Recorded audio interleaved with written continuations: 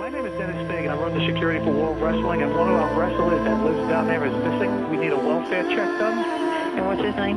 Chris Benoit.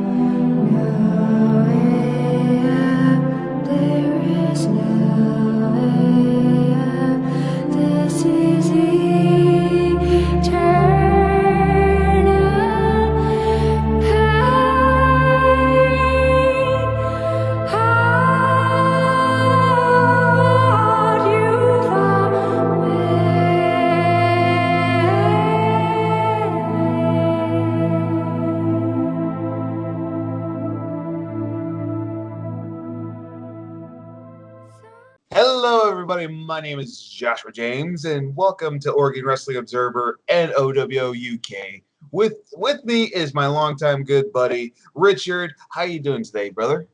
I'm doing good. I'm feeling a little bit lighter facially. Feeling the cold a bit now. I'm regretting it, but yeah, I'm good. I'm staying safe, and I hope everybody out there is as well. Obviously, you are, because we've discussed this. Yeah.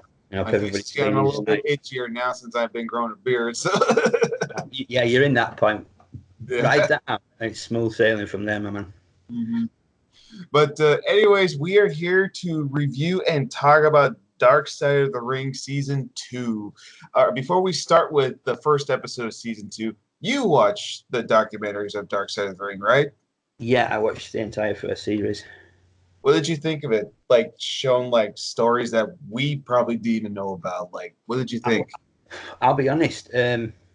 The Macho Man Elizabeth one, Mm-hmm. I knew little bits of the backstory between them, about his jealousy and all that sort of stuff, and how she went off with Luger and everything. So I knew most of that, but there were still some bits in there that I found entertaining. Well, not entertaining, so that's the wrong word to use. Enlightening. I think I know what you mean.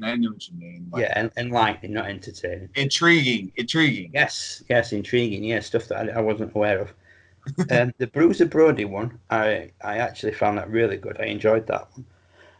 I knew he'd been stabbed in the shower room, but that were all I knew. Obviously, because like it were all, when it happened, it were America and stuff, and over here in the UK, we didn't have wrestling till about 88, 89 on Sky TV, and not everybody could afford the satellite, so yeah. We didn't have it. So like a lot of it, the old territory stuff and that, I totally missed out on. But I knew he'd been stabbed, and I'd sort of seen different stories on the internet, but to watch it and say, right, this is what happened by eyewitness accounts and everything. What else was the Fabulous Moolah one? That was the last one of the series. That to me is why they skipped the Moolah invitational thing at WrestleMania. Once that came out and they saw exactly what she was like, that's why they pulled that. You think that was the right move to do? Yeah, definitely. What she did to them girls were absolutely disgusting. Yeah. I know there's people out there who say, yeah, but where's the proof? Where's the proof? The proof's in the pudding. WWE pulled her name from the Battle Royale thing, whatever it was for women. So they obviously know that there is some proof to it. There's some truth to it. I'm trying to think what else. Oh, the Montreal screw drop. We already knew that one. Yeah, that really didn't tell us anything we didn't know. And then there was the one about that gorgeous Gino Hernandez. That's him. I'd never heard of him. I didn't have a clue about it. But I watched that one and I was like, wow, that one blew my mind. That it could be a gang thing or mob thing or whatever it was. It was like that was drug dealing and all. Yeah. Yeah, that totally blew my mind. I was like, wow, I can tell you right now, Gino Hernandez was like the 80s MJF. Let's just say that, mixed with a little bit of $1 Million Man. Right. Like he was like the ultimate bad guy in WCCW, and people hated him, and he was good at it. That's one thing. Yeah. he loved getting hate. But I think it's just like the lifestyle that he was living in. That's the one that kind of took his life a little bit. Is the Yeah. drugs and all. I mean, like the one thing I like about this documentary is just like it's shown like wrestling's not all sunshine and rainbows. It's a very dark place. Yeah. I mean, instant. Obviously that's why they call it the dark side of the ropes. When you get into the spotlight, is what you see. But yeah, I'm trying to think if there were another episode. There were Montreal. There were Savage Elizabeth, Hernandez, Bruiser Brody, Mullen, The Von Erichs. Von Erichs, yes. Some of that, I mean, I knew about the sort of curse of the Von Erichs, as it were, how they all went off the rails and stuff. That one made me sad. Watching that, and then I watched, as I was telling you about the review series I'm going to do for the oWo UK of the ECW pay-per-views, the old school one. Yeah. Sorry. The first one I watched had Kerry Von Erich in it. Oh, really? He come down in a mask, and you were like, the woman brought him out. Which ties into next to what we're going to be talking about. But yeah, she brought him out and said, Kerry Von Erich couldn't make it. He had to cancel, so I've got a replacement who's suitable, blah, blah, blah. And he will be known as Woman's Choice. Anyway, this guy comes out with this mask on, with a robe on, with Kerry in the rhinestones on the back. So I'm like, I wonder who that could be. Anyway, he gets in ring and he starts his match, and then eventually the mask comes off and he's like, oh my God, it's Kerry Von Erich. I'm like, you'd have to be stupid to not realise it was him. But that match was, I think, about 6 months before he passed. Really? So I were really close to just before he passed. I can't remember without looking at my notes because, as we've discussed, my memory is shocking. But it were not long before he passed away. And looking at him, the guy were in phenomenal shape. Absolutely phenomenal shape. I'll tell you two other guys as well that were on that show, just while I'm getting sidetracked. British Bulldog. He was on that show. And so was Axe from Demolition, but he was under a mask wrestling as somebody else. Repo Man, I think. No, Super Destroyer. Super Destroyer. It could have been actually, yeah. The Masked Superstar. That's what he was. Yeah, and it's his real name, and I'm like, I know that name. So I googled it. I'm like, that's Axe from Demolition. So I knew it, but I just, you know a name, and you're like, I can't picture. But yeah, Kerry Von Erich, he were in brilliant shape. It was like 93, so it was just after he left WWF, wasn't it? Really, I think he just lost Intercontinental title again, and then he sort of vanished, and then did a load of independent stuff. But yeah, the Von Erich documentary, I thought that were very enlightening. Yeah, like when I saw the Bruiser Brody one, that made me sad and also very upset that Bruiser Brody never got justice. Yeah, his family is still waiting out there for, because the guy never got really done for it, did he? He never got jail time or anything. That's, I mean, like, well, all the technology and everything today, that they would have nailed him, but you've got his people's word, and that's the downside to back then. Yeah, after when that incident, when Bruiser Brody got murdered, after that, a lot of the wrestlers were kind of boycotting wrestling in Puerto Rico because they don't want to have a repeat what happened there. But now that's all changed. Now they're still wrestling in Puerto Rico. Yeah. I heard that a lot of American wrestlers won't go there anymore. They do the dates that they signed for, and then that'll be it. They won't go back anymore. Would you ever want to go back to Puerto Rico even after that? Because I don't think I would ever want to go back there. No, I mean, from what I've heard, a lot of wrestlers only went to Puerto Rico because they got paid well. That's. But even for me, the money's probably not even worth it for me, because after that, I was just like you just saw Bruiser Brody die in the shower. Like, why would you want to go back? Yeah, exactly. Why would you want to work for a murderer? Yeah, seriously. Yeah, I won't go back. I couldn't do it. And the Von Erichs one made me sad. The Montreal Screwjob one, I kind of got a chuckle out of it because of the whole Jim Cornette and Vince Russo thing. I mean, after that whole thing, it just just became those two in the end. It wasn't even about the Montreal Screwjob anymore. It was just about those two in the end. Yeah. That's what I got. So I got a chuckle out of it. And then the Miss Elizabeth and Randy Savage one made me sad. And Gino Hernandez, I knew about his drug problem, but I did. There was a lot of things I did not know. Like you said, was not expecting that. Like, holy crap, I didn't know it was that bad. Yeah, so I went into that one completely unaware of who he was or anything, and by the end of it, I was like, "Whoa, that's some seriously messed up stuff." And the Moolah one, I knew about her backstory, but the one thing I didn't know was I didn't know it was that bad, and Yeah, that made me upset too. It was just like thinking like this woman's a horrible person.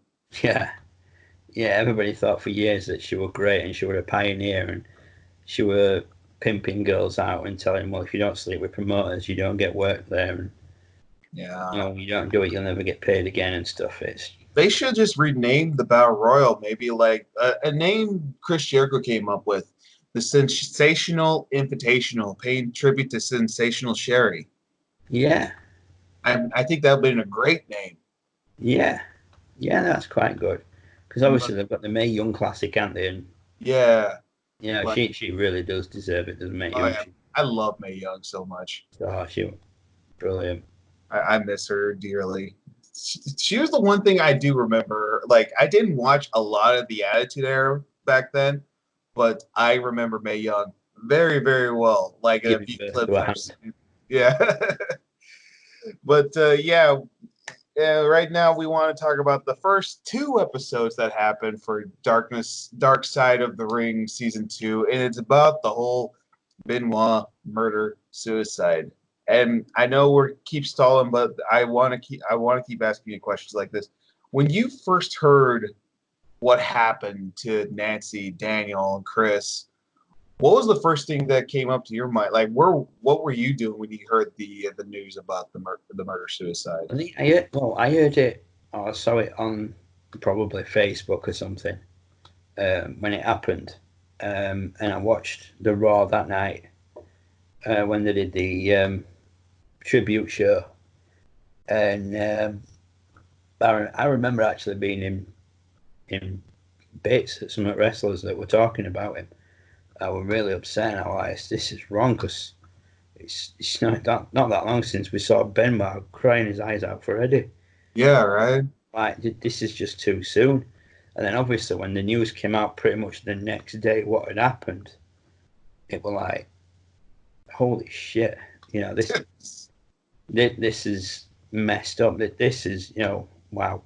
And then it was like all sympathy I had for Benoit just kind of went, and I just thought that poor woman and that poor kid. Mm-hmm.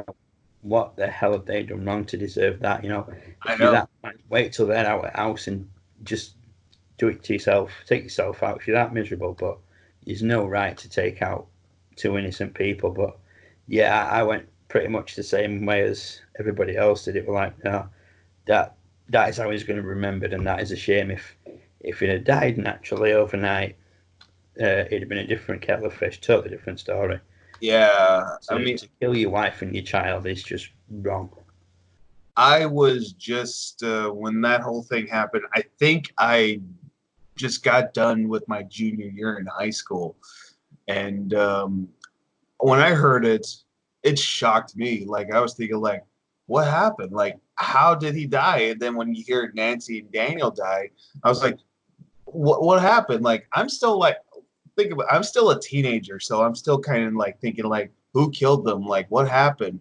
Yeah, My dad in a way, he kind of figured it out already. He's like, what happens if he did it himself? Whoops, he killed his wife and son. And for me, as a teenager, thinking like, no, he would never do that. He loves his family, because like yeah, thinking like you said, like I knew Benoit was a family man, and also like you also said was this is just 2 years after when Eddie died. Like thinking yeah, like, and then seeing the tribute show. Here's the thing: I know it's never going to be on the network ever again, but the thing is, I recorded that on the VHS tape, so I still have the Benoit tribute show, and I was thinking like I want to keep this like so I can remember the guy and all that kind of stuff. But now watching the media the next day with the news, it was like it was confirmed that it was a double murder suicide, and I'm still in denial. I was thinking like he would never do that. It took me a Yeah, while to finally to realize like the guy actually did it, and that yeah, hurt. yeah. I must admit, a lot of us were like Egyptian fishermen. We're all in denial, and we're like, nah, this is a frame job. It's a frame job. And then a couple of years ago, there were all them conspiracy theories doing rounds on Facebook, and about how Kevin Sullivan were involved, and the phone call with Chavo Guerrero, and it's like, but even Chavo said in the documentary, it were a text message he got off him. Yeah, and the thing is, one thing I never really believed Kevin Sullivan did that. I've always kind of known that he never did it, but the thing is, one thing that always thought in my mind is like I always remember the whole Dino Bravo thing with the mafia. I was thinking like maybe it was the mafia, maybe they could have done something. Yeah, But that was a theory as well, wasn't it? Like somebody said a Canadian mafia, but that'd be the most polite group of gangsters you'd ever met, wouldn't it? Really? You can always protection money, eh? Sorry to any Canadians out there, but the Canadians are so polite. There's no way you can have a Canadian mafia. I'm sorry. but now like as I got older, like realizing like yeah, the guy who I liked growing up ended up being a murderer. So now here's the thing: can you still watch Benoit matches? Like I could still watch him, but I could still think like I can't believe the guy did that. Oh, you mean like if I'm watching a pay-per-view on DVD that is on? Yeah. Because then I sort of look at it and I think, right, this is Benoit the wrestler. This is before what happened. Yeah. So I can still sit and enjoy it for what it is at the time. It's one of them things I think a lot of people sort of manage to split the mind. It's like if you're watching an event with him on from 2003 and you're like, yeah, this is way before all that happened, so I can sit and enjoy this. I can sit back and go, yeah, the dude, what an awesome wrestler. He was definitely, the best thing going at the time. When he had the world title, he thoroughly deserved in that. And then part of your mind's like, yeah, but look what happened. And you're like, no, but this is him before. This is different. You have to sort of be able to, I think, separate, the wrestler. Yeah. I'm the exact same way, and me and my friends are the exact same way too. We just think when we're watching a Benoit match, we're thinking like, nope, this is Benoit the wrestler before anything else happened. Yeah, this is 2003. We're back in 2003 watching a Benoit match. Yeah, exactly. I mean, what you're gonna do? Skip it, and then just. I mean, like the triple threat match where he won the world title, him, Shawn Michaels, and Triple H.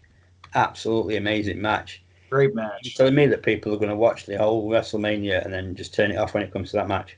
And go, oh, nothing happened after that. That it ended on this match. No. Yeah. But there probably will be people who do that, though. There are some people who actually do that. Like, I mean, like I don't know any, but I do know like I've seen some podcasts or some fans explain like they can't watch a Benoit match ever again. And here's the thing: I'm not saying that it's a bad thing. I completely understand why they don't want to watch it because I could see when they see Benoit, all they can think of is what he did, and I get it. I completely understand.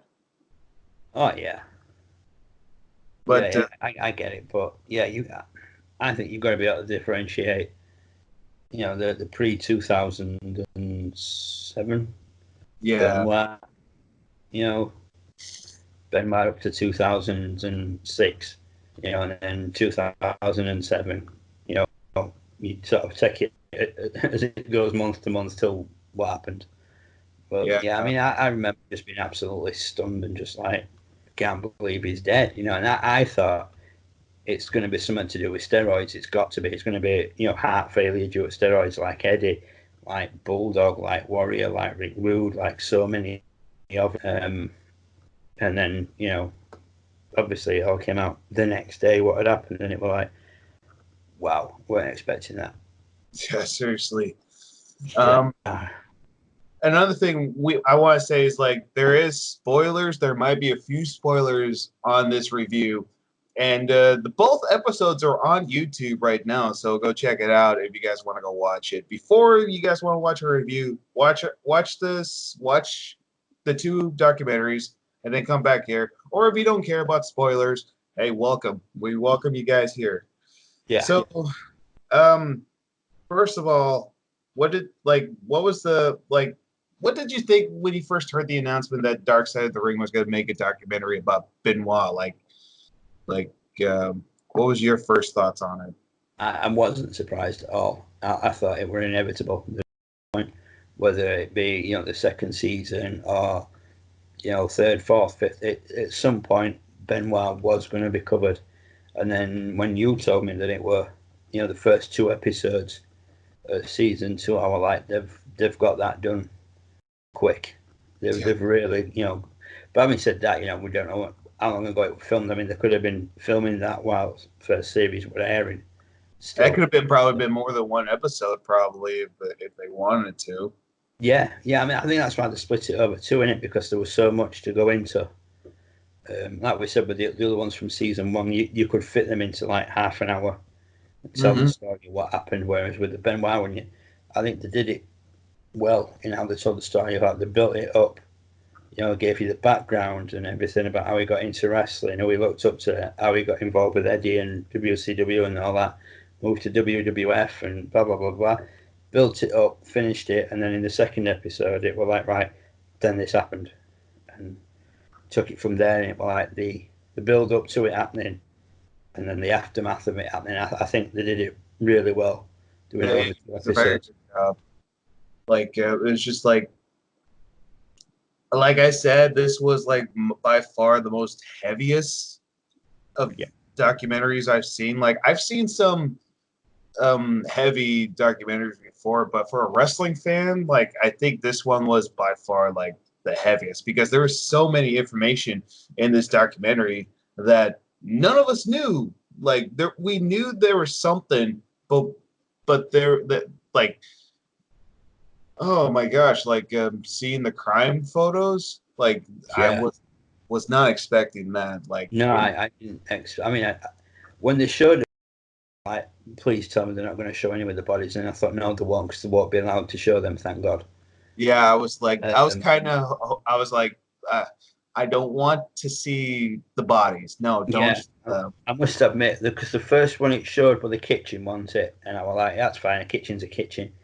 And then when it mentioned little Daniel's room and it showed you a photo, I was like that. Oh God, no. And then when it showed you the next photo, were their bedroom where they found Nancy. I was like, oh well, yeah, they're obviously not showing them photos. They can't, and that's a good thing, and thank God for that. That we got to see that. And then it's not what I want to remember. It's not what I want to see.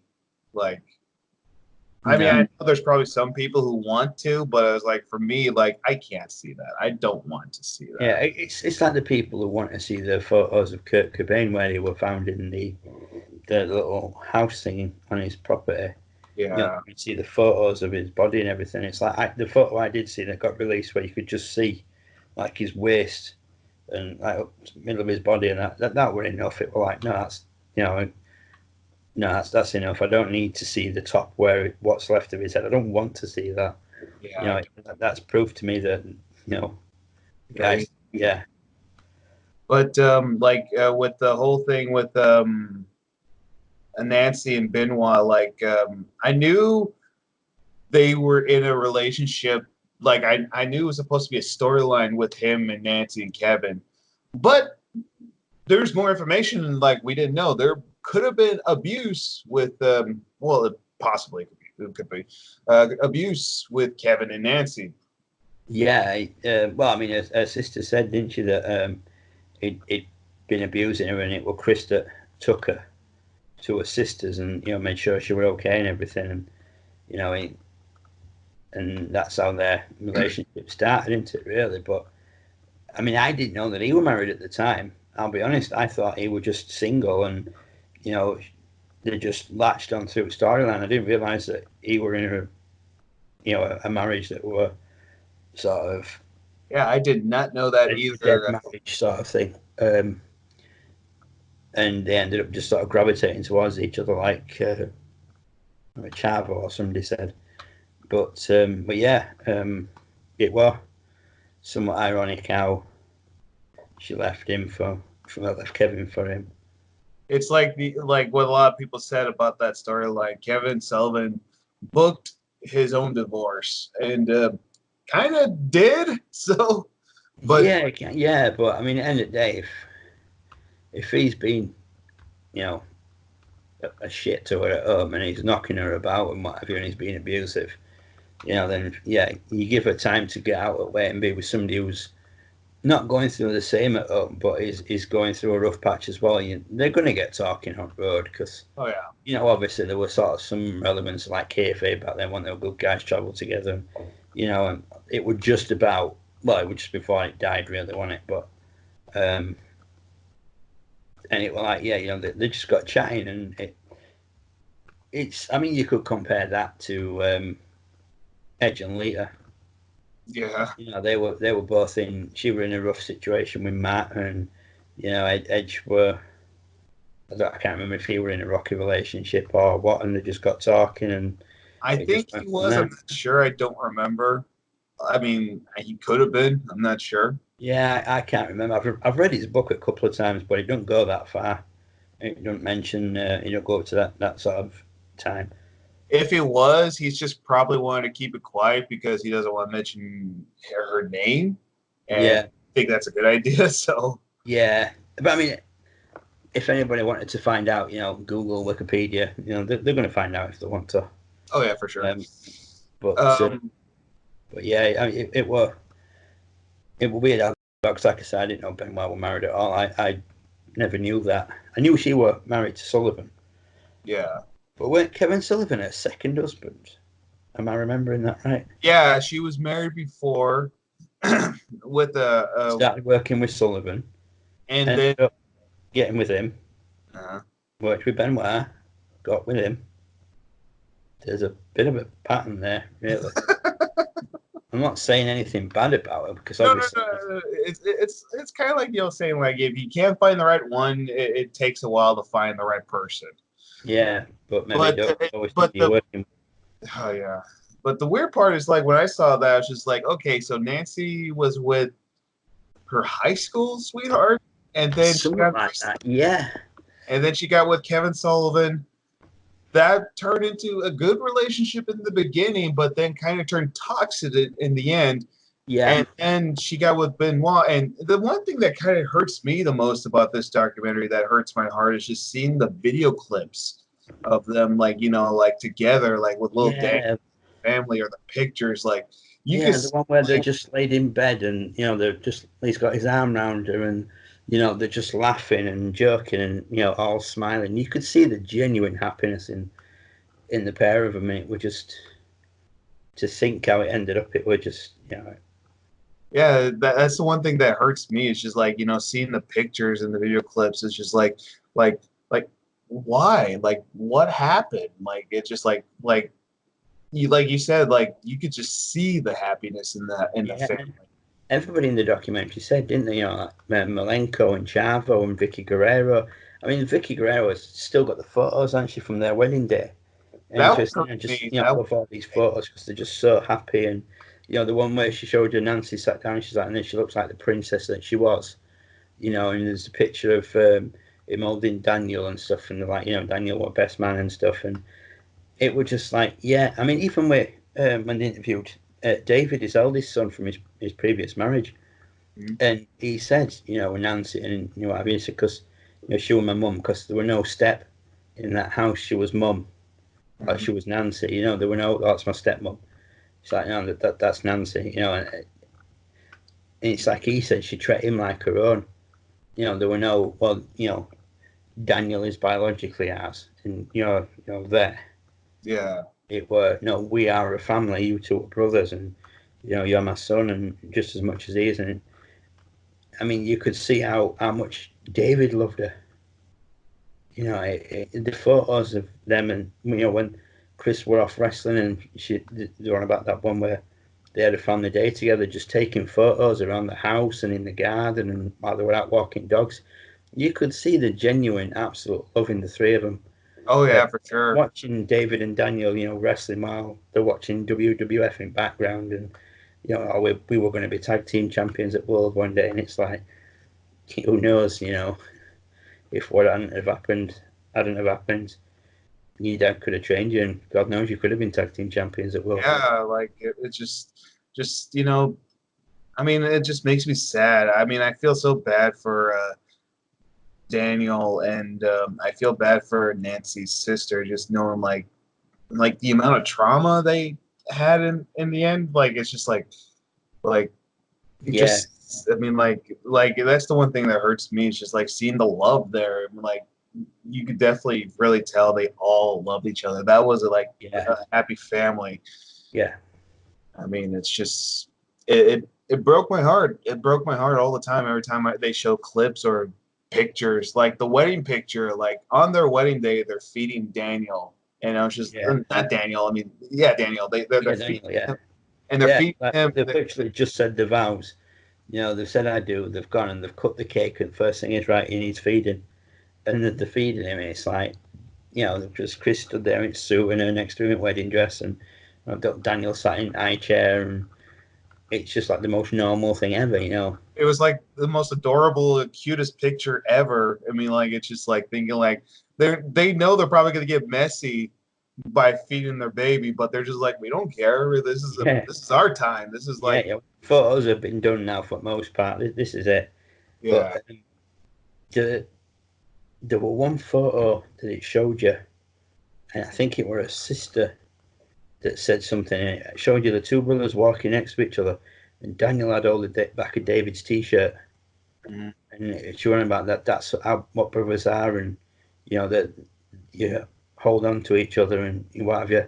And I must admit that, I mean, it's getting to me now thinking about it, but that got to me because I have a younger brother, and it's like when we were younger, that were us. We were so inseparable. I mean, when we fought. When we argued, it's gonna happen, right? Siblings, but for the most part, anybody him and they had me to deal with, and it was just that one photo. It was like, that is absolutely heartbreaking. The fact they never got to grow up and together, and that one photo really hit me hard. Same. Like I have three brothers, and they were very protective over me. So I felt like that was me, like holding my brother's shirt. Like I saw that too. So like I completely get what you're understanding. Yeah. Same with my sisters. I have four sisters, so it's just thinking like they were very protective for me, and yeah, that really got to me too. But the thing is, like the one that you told me that also got you is when they mentioned Eddie. Yeah. And the first part when because they built up the story, haven't they, about how he got into wrestling, how he idolised Dynamite Kid and everything, and then he got his break and he wrestled at Stampede, and then he went to Japan and what have you. Then he met Eddie, and it was like what everybody was saying about they were two genuine best friends. There were no, it's put on for cameras and that, like a lot of people are. It was like they genuinely did everything together. They were at each other's houses and stuff like that. And it was just the two were so inseparable, and it would just they trained together, the roomed together, they travelled together, they did everything together. And I mean, I read in Eddie's biography that when he had to go cold turkey, Benoit literally locked himself in a motel room with Eddie while Eddie was going cold turkey, and Eddie beat the shit out of Benoit. And he said in the book, not once did Chris, I'm sure it in biography, or I read it somewhere, that he literally beat the crap out of Chris, and not once did Chris Benoit go, do you know what, I don't need this crap, and walk away. He stood there and he took it, and he helped Eddie get right, because they mentioned that about when he got sacked from WWE, and then they were saying how he had to work his way from the bottom back up and prove everything. But that gets mentioned in Eddie's biography. But yeah, that got me when it showed you photos, Benoit and Eddie, and you could genuinely see that were two best friends, two They were guys who absolutely loved each other a bit. they'd have done anything for anybody. And it's like, I think what Jericho said that Eddie would give you the shirt off his back. If you needed it, it'd give you it. And it was like we were discussing. I picked up on it more watching this documentary that when Eddie died, so did Chris. But we were saying when Eddie passed, Chris went with it because from 2005 onwards, everybody said that he weren't the same. It's like, how can you not know? Well, everybody said, he weren't the same and he were doing this and he were acting really rational. But nobody thought to try and get him any help. Yeah, that's the one thing that hurts too. Is like they mentioned Benoit got a Bible from Eddie because Chris wasn't a religious guy, but he treasured that Bible.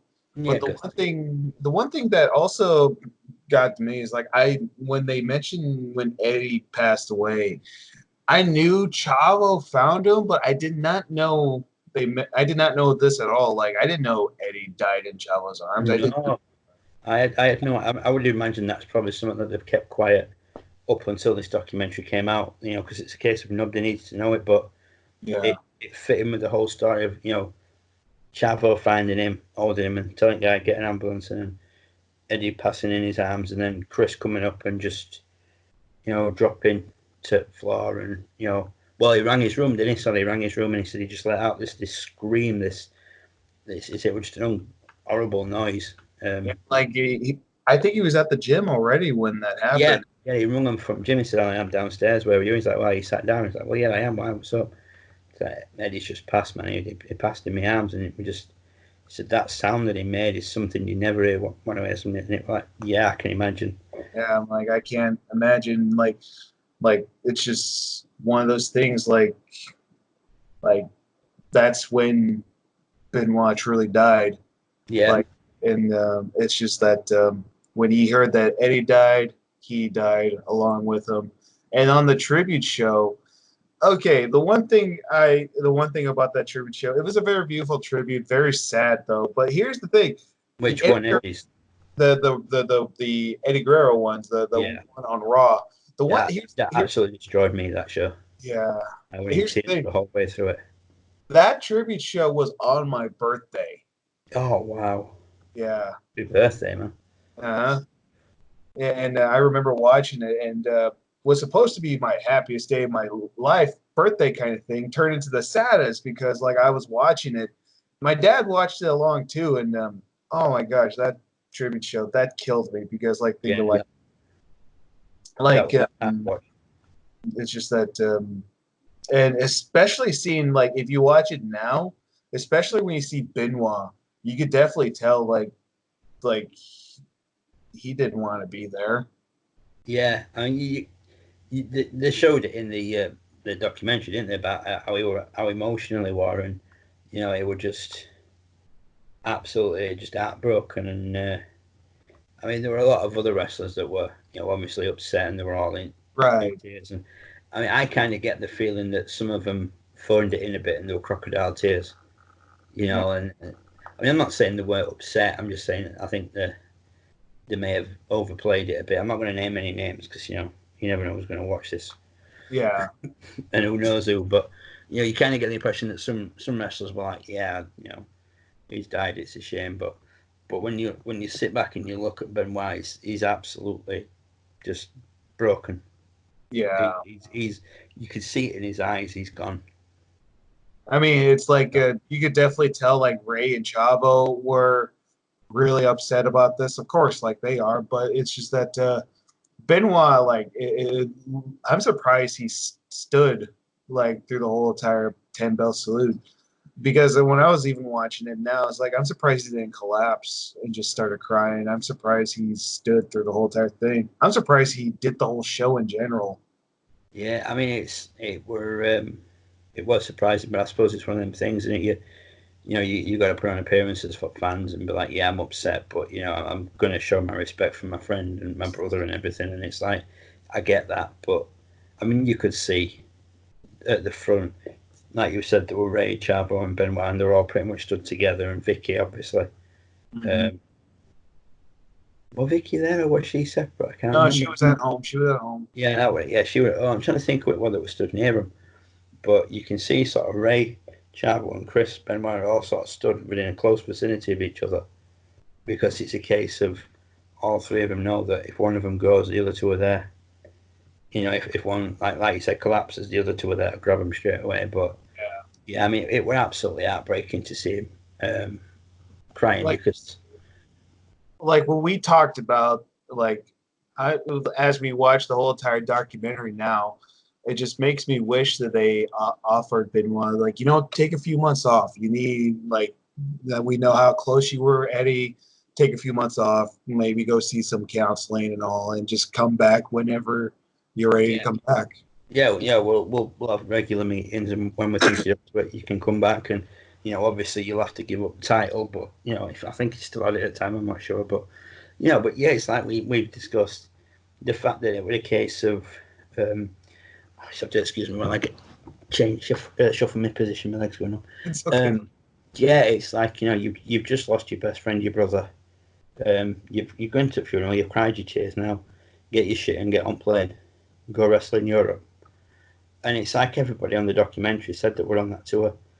It wasn't the same, and it's like I said to you, everybody noticed it, everybody said it, but nobody thought to say to the management, he's not right, he needs help, he needs to go home and get himself straight because he's not right.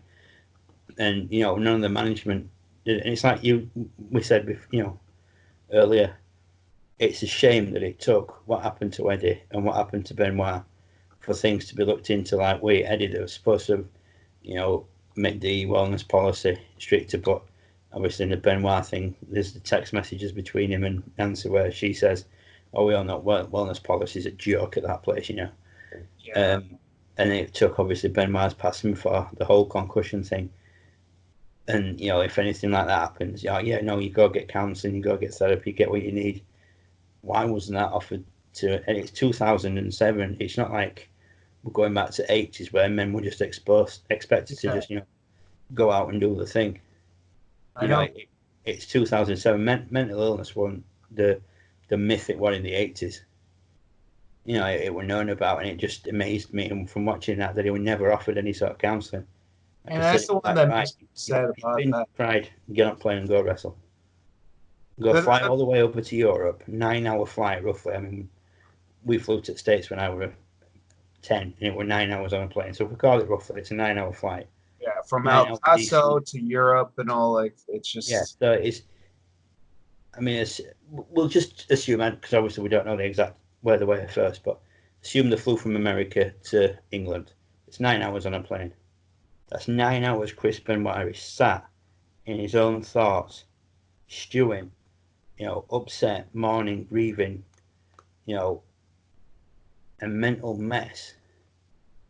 And WWE as a company still expecting him to go out and be the rabid Wolverine. Fans that have bought tickets, and it's like, no, sorry, you pull him off the card, and you just put, due to recent circumstances, they have on the things cards may vary, or they can change Yeah. due to circumstances. So why not pull him off the tour? I The mean, fans yeah, do I know. know there's going to be some fans that are going to be upset because they want to see Benoit at that show. Yeah, I But, mean, if I bought a ticket, I'd be like, oh, I'm good, but I understand why they've taken him off because of what yeah, with Edit. The human side of you is like, yeah, I understand completely why they pulled him off the tour. There's that little selfish bit when you go, oh shit, I wanted to see him, but then it's like, well, no, they're doing what's best for him. He needs help, he needs counselling, he needs time to grieve. yeah, But seriously. they were like, no, you've been at funeral, cried your tears, get your shit and go wrestle in Europe. It's no bang out of order. It was like when they mentioned to David as well about had the company reached out to you after your father's, after what happened, and you were like, oh no, they couldn't do enough for us at first, and then when they found out what had gone on, nobody bothered with them. It was just like, no, you're on your own now.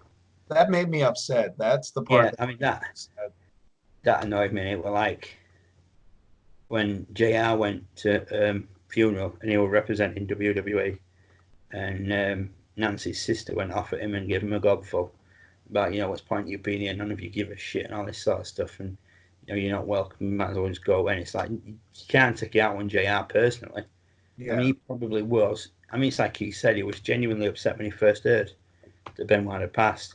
And they did the tribute show. He says, and we did that without knowing the full facts. And yeah, shame on us. We didn't do his research.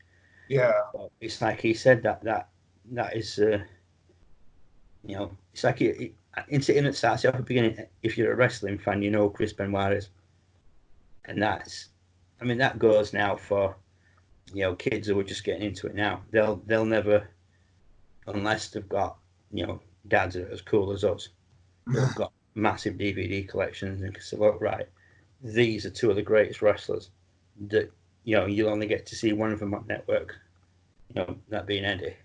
Yeah. You won't get to see Chris Benoit because he did something that was just horrible in his life. But, this is the sort of stuff he could do in the ring. But also, we could also even mention to our kids, like in the future, but there is one person that you can still see, and she's by far, and I agree with Chris, saying like she was one of the best women managers, and you could still see her on the network. Yeah, she's on WCW pay-per-views, isn't she? She's on the ECW pay-per-views. You could say like you want to see an evil and smart, deviant woman. I know some of them are gonna say like, you mean Stephanie McMahon? No, if we meant it, we were just gonna say bitch, but she played the character so well. Oh yeah, like I remember Woman very well as a kid. Like that's the one thing I watched a lot was WCW, and I remember her, Miss Elizabeth, Ric Flair together way before the whole Benoit and Sullivan thing. And I remember like, oh, I don't like her because she helps the cheater win. I remember very well, like as a little kid, did not like her. But now, now, like as an adult, like that was her job, and I miss managers like that now. Yeah, she was supposed to make you hate her, and you did. So, one thing I liked about in the documentary that she mentions when she was with Kevin Sullivan. Her gimmick that she was the angel of death. Is that what? Fallen angel or something. Fallen angel. Thank you. And the one thing that her sister, Nancy's sisters, mentions that she'll have random people just go up to her, just pray for her.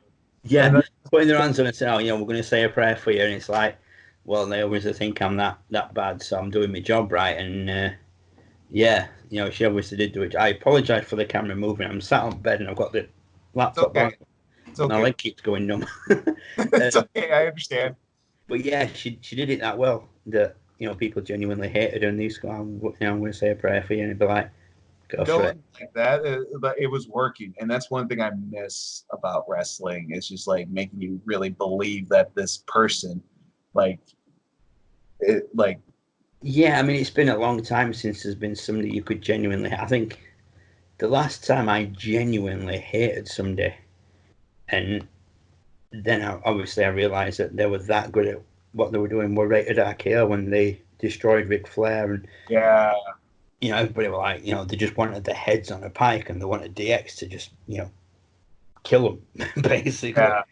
But yeah, it's been a long time since. I mean, you know my feelings on the Miz. Yeah, I don't like him, and I never have, even when it's been like. The face. It's like I never liked him as a baby face, to be honest. I never liked him as a face. Never liked him as a heel. And I'll be honest, if I were driving a car and he were crossing the road, I wouldn't stop. Yeah. I'd take the driving, but I'd take the jail time. I wouldn't stop. I don't like him. But the thing is like about rated RKO. I think Orton's so far the closest thing to most hated guy right now because what he did to Edge. Yeah, I mean, I haven't watched Raw or anything for a long time now, and I haven't watched many of the recent pay-per-views since I've just... Yeah, I mean, you obviously know the situation, my mental health and everything. It's like I find it hard to sit down and do stuff, which is why I haven't done any videos on the oWo UK channel for a bit. And I understand, brother. Like, you need to take care of your health before you do anything else. So it's like I'm looking at it as that's a good distraction. It keeps me occupied and everything. So I need to get my ass in gear. But yeah, it's like we Edge. What he's done with Edge. I mean, I've only read about it. Then on Matt Hardy's last show with WWE, they had Randy Orton absolutely destroy him. And it's like, thanks for everything you've done, Matt. So we're just gonna have Randy Orton look really bad and just absolutely destroy you with a steel chair or whatever it was. And it's like that's a good way to look after your staff, and you can see why wrestlers really want to leave. Yeah.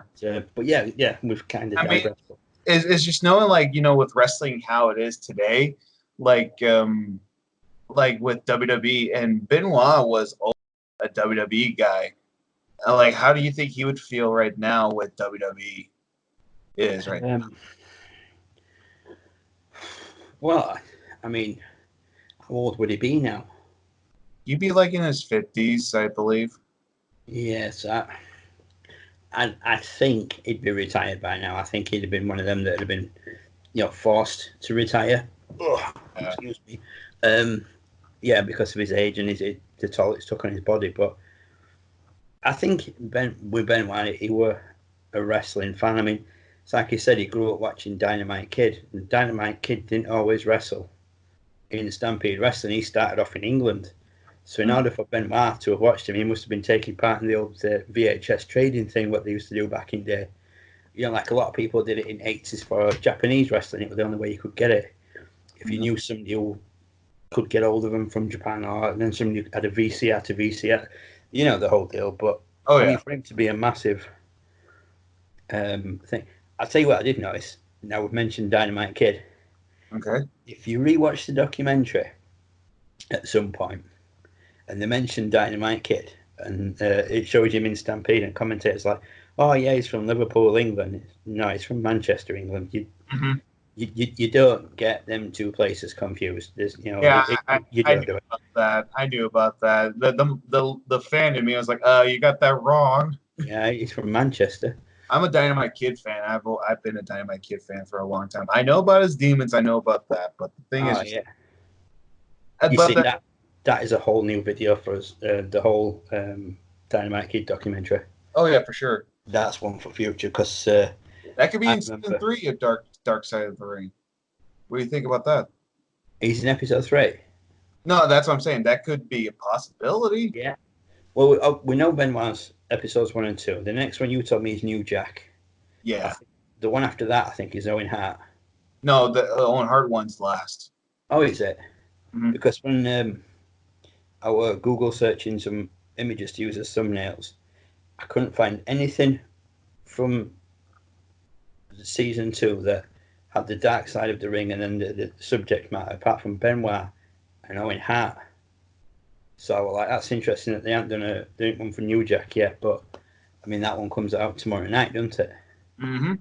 So, that might be out then, but I find it interesting. I think I'm glad they're doing that with New Jack next, because if you guys ever do watch the Benoit documentary one, you're going to be like, you're going to be sad for a while, because I can tell you right now. Yeah, I went from, like you said, what did I think to it? And I think, like I said, I think it was good how they did it in 2 parts, because episode 1 leads up to Eddie passing, and then you see how upset Benoit was and how fragile he was, and you felt for him. And then episode 2 starts off, and it's like, bang, right, this is what he did. And then it just shows you everybody going, oh yeah, we could see he weren't right, and we were all worried about him, but he were a bastard because he killed it. And it's like, yeah, he was out of order for killing, but it were like, how they did it were brilliant, because if they'd have put that as all one episode and made it a really long episode, it would have been hard to get that distinction. But we're giving it that week, and you're thinking, right, they built it up, and you're upset Eddie died, blah blah blah, and then it starts off and it goes straight into what happened, and it's like, wow, yeah. And then you get everybody's point of view on him from then on, and it were like, yeah, how they did it were spot on. It were a good idea to do it in 2 parts. Yeah, and the one thing that about the first episode, that how it ended, like when they mentioned that Chavo got a call from Benoit, and then the text messages. Yeah, the cryptic text, like, the dogs are locked up in yard and all this sort of stuff, and it's like, right, okay, and then again, a text message from Nancy and saying the same thing. Yeah, and then he got in touch with that guy, and he was like, did you get anything from Chris? And he's like, yeah, I got this, and it was the exact same cryptic message, and it were like something's not right. And yet, you know, I mean, I can't remember if Chavo said he tried calling him, or they were just like, oh, we'll just leave it or whatever. But and you know the screwed up part about this, before we get to the incident, I found out that I think this is true. I don't know if it is that Benoit was actually looking for plane schedules just right after when he killed his wife and son. He was looking for plane schedules to go head up to the Night of Champions pay-per-view to face CM Punk. yeah, and they said that on his computer as well. It was he'd been Google searching or whatever searching, internet searching, the quickest way to break your neck. You know, then it were like the copper said they knew straight away what had gone on. Then it were like, yeah, everything falls into place now. I mean, obviously they found him on his weight bench, but it were a case of he's researched this. He's not just randomly done it. He's looked into how to do it, and it were like, you know, that were. But I mean, it's like I said to you earlier, if he was that determined that he'd had enough and he wanted out, you know, that's fine. But I still do not see why he had to take Nancy and Daniel with him. If he wanted out, just leave. Just leave, or you know, tell them, right, I'm setting off to go do the pay-per-view. Go to a motel room. There's you know, I mean, I'm not advocating, you know, suicide, obviously, because, you know, given my mental condition, it's not one of those things you do advocate. And, you know, anybody out there who is go to the hotel or go to your dad's house, go to your parents' house. Like they could go talk to somebody. If you need somebody outside of that bubble, go talk to somebody. You know, go stay with your dad, tell him what's going on. You know, I mean, if you're going to do it, like you said, a motel room, somewhere where there weren't going to be any people who didn't deserve it. Yeah, like, you know, and I'm not advocating it, what he did. It was horrible, it was wrong, it was disgusting, and it's a shame that is what he's always going to remember for. He's ruined his own legacy by doing that. But like I say, if you're that out of it, make arrangements to do something, you know. Can you imagine? Go seek counselling. Counselling is the best thing. But I mean, I know he was so much of a man's man, and he probably saw it as a weakness to go counselling. But that's what I mean. Like, go talk to your parents, or like I know they would. I mean, like, if you don't want to risk or talk to your wife about this, at least go talk to your parents. And I know they will help you. I know that for a fact. Yeah. If you don't feel like you can go talk to a stranger, but you can't exactly talk to Nancy about stuff that he's going through, because she might think, oh well, he's blaming it all on me, and then that starts a massive argument and things get worse. Yeah. If you can't go talk to your dad, I mean, obviously he had Chavo, but the one person he needed then was Eddie. Yeah. But Eddie wasn't there because Eddie going was the reason he was in the state he was in. It is the literal vicious circle. You needed Eddie, but Eddie weren't there, and it was the reason Eddie weren't there that were making him like he was. But yeah, I mean, it were. Can you imagine after when Benoit killed his wife and son? Can you imagine him just showing up at the pay-per-view? That would have been, if it had just rocked up like nothing happened. I'm really sorry, transport issues, but I'm here now. I'm ready to go. We're in main event. And he was supposed to win the ECW championship. Can you imagine him winning ECW's world title, and the next day finding out that the Nancy and Daniel were dead? Yeah, because he'd rung home and there's no answer, and then he'd have done what the WWE did. I'm trying to get hold of my wife. There's no answer. Ring her sister. Can you go over and check her? William Regal lived in the same town, didn't he? Mm-hmm. Because I can't remember who it was that pointed it out. Jericho mentioned that Regal's. When you watch what Regal says and his reactions, it's like he obviously knew some of what was going on behind the scenes between him and Nancy. That's why he only said, he was a great wrestler. He was an amazing wrestler, and the wrestling world has lost a great talent. He never mentioned anything about him as a person, just him as a wrestler. Mm-hmm. And it's like Jericho says, because it wasn't until after he realised, Yeah, he's from the same town. He lived not far away from him in Canada. So he obviously had heard what were, the arguments that him and Nancy were having and stuff.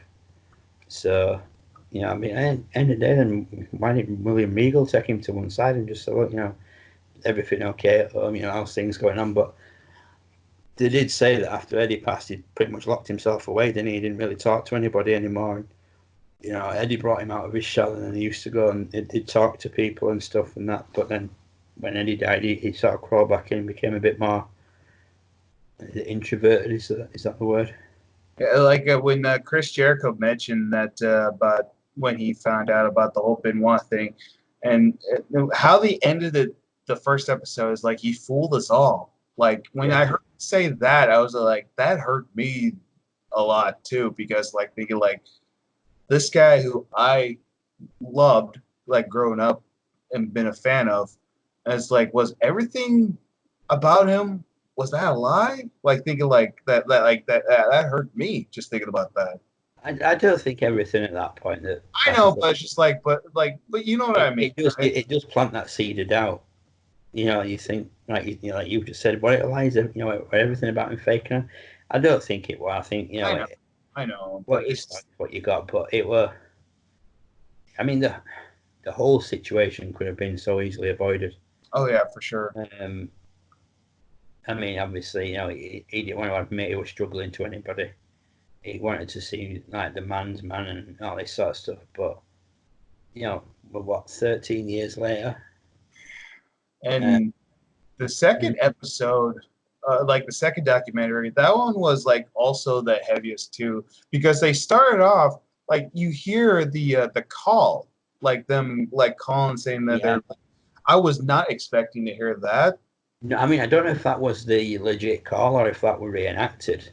But yeah, that were a surprise to me, the actual call that was made to the the police. I mean, I didn't even know they did those welfare checks. But again, if they're doing stuff like that, welfare checks, they obviously know that there's something wrong with his state of mind. So why not do something about it? Exactly. Right. But it amazes me that, like I said, we're 13 years on, and now everybody's still talking about Chris Benoit to this day for all the wrong reasons. Mm-hmm. Everybody's talking about what happened with Nancy and Daniel, not how he, were the greatest world champions at the war and, and everything. But, I mean, it's like I said, 13 years is a long time, especially in like when it comes to medical stuff, medicines and, progress for things. I mean, it's like now the concussion thing. If it hadn't been for Chris Nowinski, that wouldn't have even come about. Yeah. And, kudos to that guy for having the bollocks to go and say to Mr. Benoit, look, I think this is what's going on. I know it's bad timing, but I believe that X, Y, Z, would it be possible? And his dad was like, yeah, do it, because I want to know. And that's when they discovered all this, is it CTE or something or whatever? Yeah, CTE. Yeah. So that, again, it were an American football thing, which, you can get over here if you've got Sky, but I've never really watched American football. So when it showed the papers of those guys who killed themselves or whatever, it was like I had no idea who they are. I feel sorry for them, but I have no idea who they are. There was actually a movie about football players getting concussions. It was called Concussion, and it was a Will Smith movie. It was actually showing like how these football players, when they're done or retired, like how they were reacting with concussions, and it was just like, did not know that it was that bad.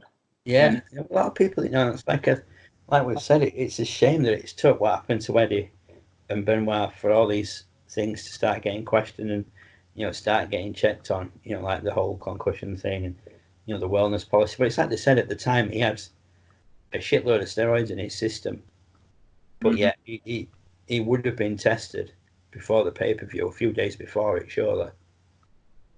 So yeah, that's the one thing that gets me is like he took a steroid test and he passed. My guess is like he had so much steroids, like how did he pass then? Yeah, I mean, all I can imagine is they maybe tested him on the Monday, and it was like, right, Tuesday because ECW used to show on Tuesdays, didn't it? Mm-hmm. Wait, Tuesdays or Thursdays? Tuesdays. Tuesdays, yeah, because you had Raw, ECW, and then SmackDown. Friday Night So SmackDown. yeah, so he'd have done his Tuesday night ECW show because I believe they were live as well, weren't they? So he'd done ECW, that. they were live for a little bit, but then I think they ended up being taped. Yeah. So yeah, because they used to tape them before SmackDown, didn't they? And they used to do them between Raw and SmackDown, on them shows, and then just edit it all together. Yeah. But when it were live and everything, he'll have gone, being tested during the day, and they're like, right, yeah, you're clear, you can wrestle tonight. So what's to stop them saying, right, you've got a couple of days now, Sunday pay-per-view, you know where you're going, go home, see your family for a few days, bit of R&R, chill out. What's to stop him landing at home Wednesday morning and just ramming himself full of steroids all week, and then it's setting it off? If he's already been tested and passed. But again, that's something that we will never honestly know. All we'll know is what got told in the documentary about the amount of steroids in his system. And again, that's back on WWE then to. Out of all the answers that we want to know about this whole thing, we'll never get, because like The only people that can say anything about it aren't here. Yeah, exactly. I mean, it adds, Benoit just hung himself on his weight bench, and then Nancy found him, and then the Bible passage and what have you. Then That's the one it would thing have been they totally mentioned. different things. She could have given exactly what was going on, but maybe things were that bad that Benoit thought, there's no way I want anything to come out about it. I mean, there's going to be 1,001 conspiracy theories. Yeah, that's one thing I don't like. Like, for instance, like when they mentioned when they went to go look in the Benoit house, the neighbor went inside and found Daniel dead, and then the police go in, they found Nancy dead, and they see Benoit just sitting on the weight bench, and they think, like, they point the gun at him, but they realize that guy's dead.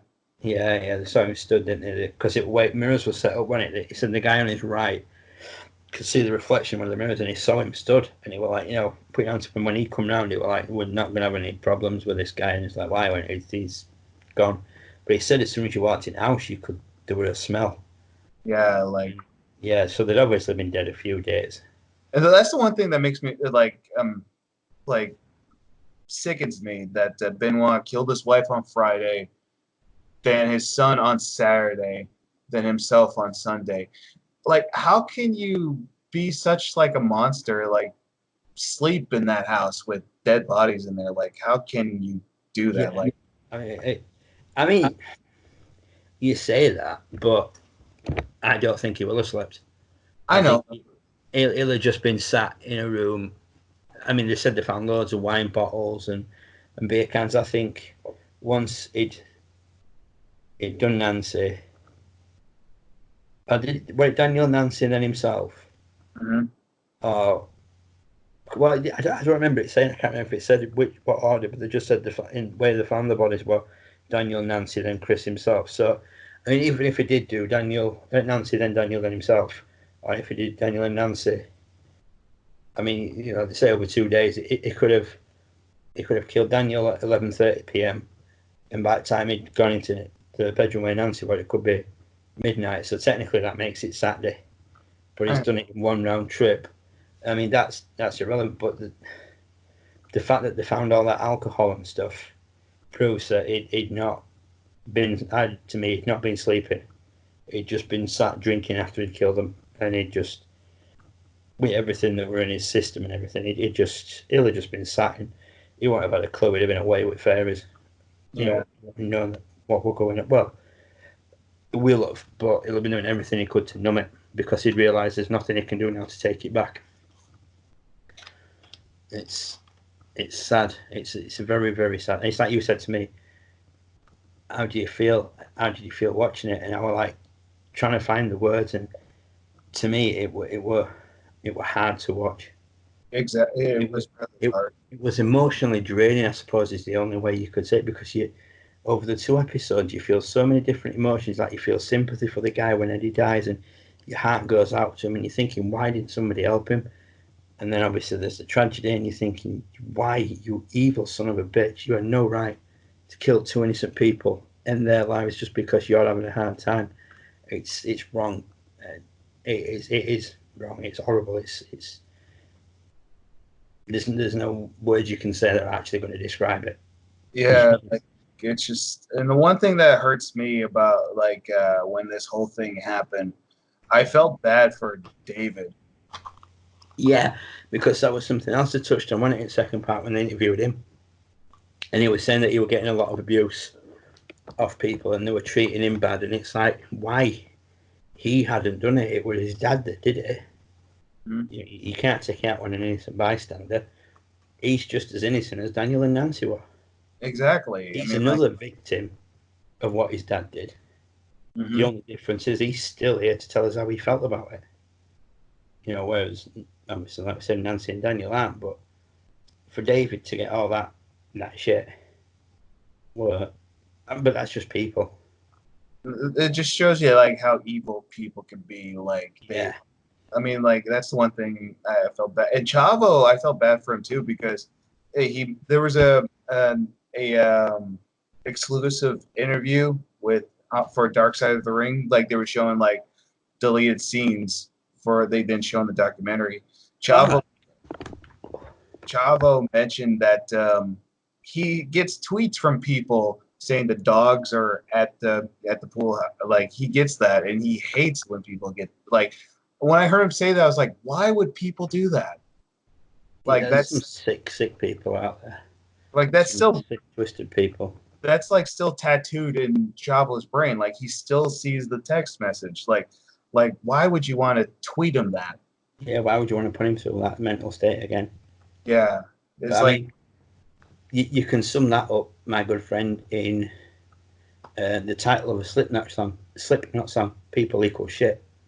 There yeah. are people out there that are going to do everything they can to hurt people. To like with that, which I was texting him the tweeting him the stuff, the text that Benoit sent him and everything. And it's like, why would you put somebody through that? I Mm. mean, Chavo's probably.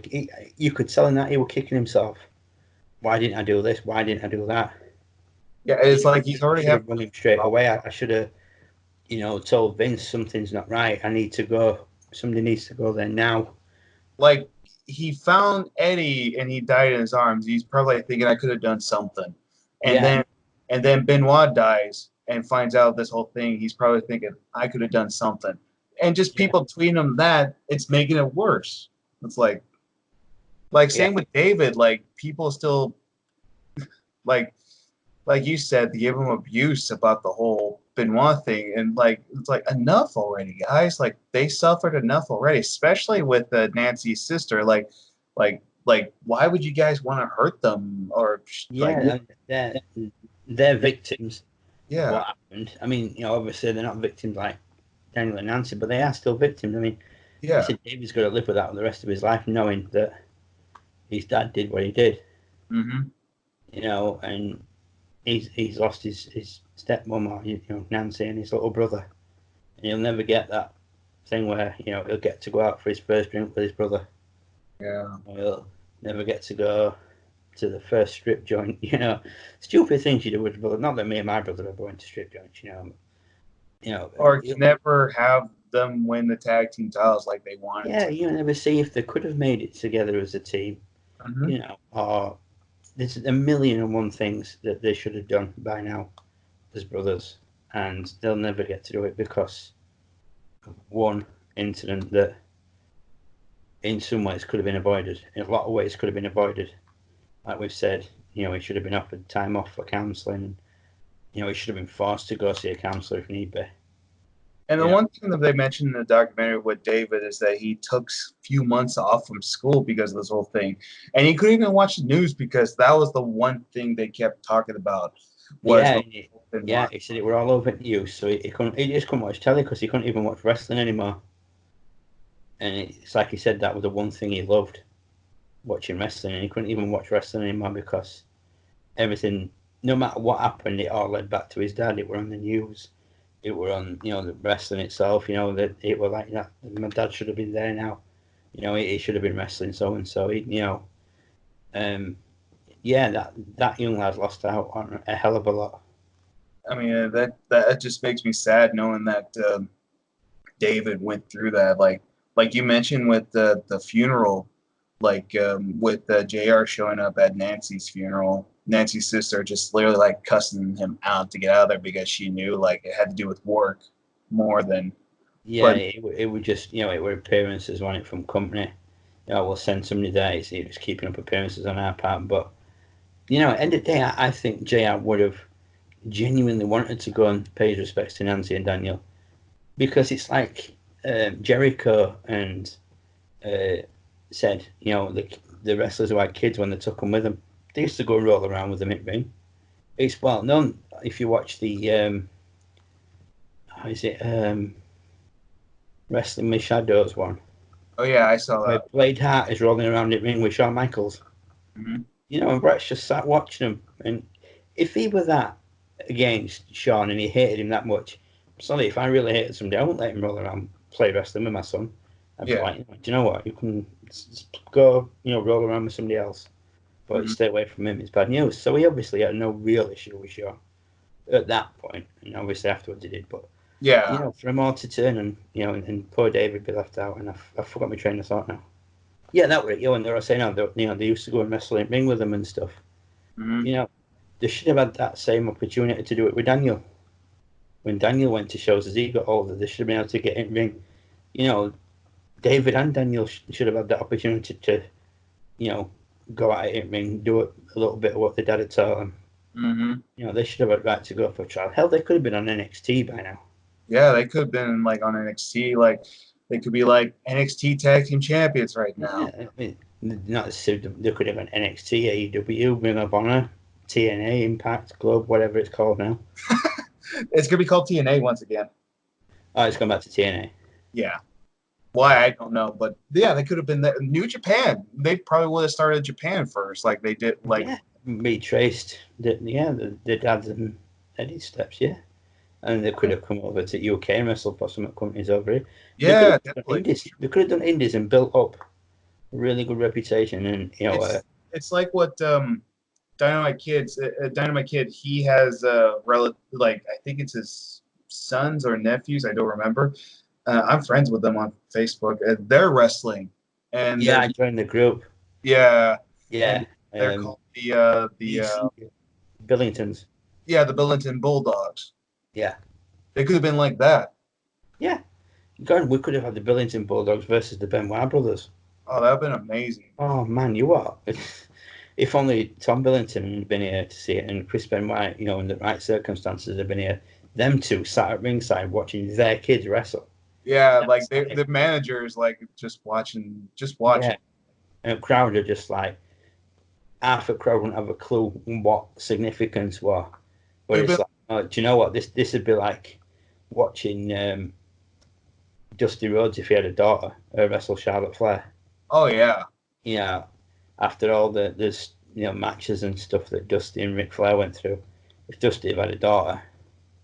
I mean, there were times when Cody was that much of a bitch in WWE. I often thought he was secretly his daughter, but we won't get into that. But yeah, it isn't the same as that. I mean, it's not the same as when Natalia wrestled Charlotte, because Natalia were always going to get buried because she were a right. heart. Yeah. And where Vince's loyalties lie.